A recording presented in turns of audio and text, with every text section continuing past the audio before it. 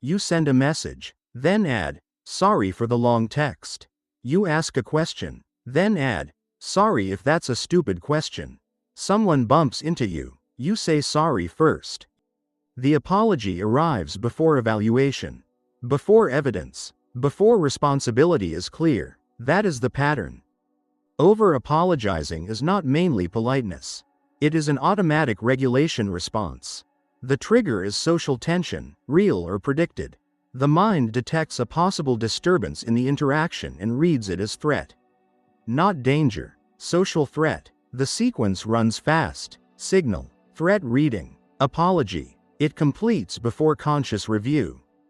Marker 1. You take up space. Someone walks close. You adjust and say sorry. No objection was expressed. Proximity alone activated correction. The mind interpreted closeness as potential intrusion.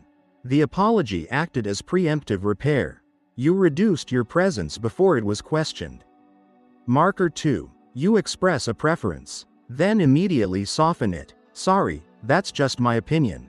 The preference registered as possible pressure. The mind predicted resistance. The apology lowered that predicted weight. Expression and withdrawal happened in the same breath. Marker 3. You need something. A favor. A clarification. A small request. The language is wrapped in apologies before and after. The mind categorized the need as burden before feedback confirmed it. The apology functioned as advance compensation. Social cost reduced before it was assigned. Marker 4. You receive a compliment. You deflect quickly. Oh, it was nothing. Then, sorry. Positive attention increased visibility. Visibility increased exposure. The apology lowered intensity. It redirected focus away before the signal stabilized. Marker 5. Someone nearby is frustrated, not directed at you. You say sorry anyway. Proximity to discomfort created assumed responsibility. The mind linked tension in the environment to personal accountability. The apology attempted to absorb excess charge. Across all markers, the structure is identical. Tension detected, responsibility assumed, correction issued. Why does the loop continue? Because it works immediately. An apology signals non-threat. The interaction smooths. The brain registers that shift as relief. Relief reinforces the sequence. It becomes automatic. Several mechanisms lock it in. First, threat scanning. The mind watches for small cues, a pause, a tone shift, a neutral face. Ambiguity is flagged as possible rejection.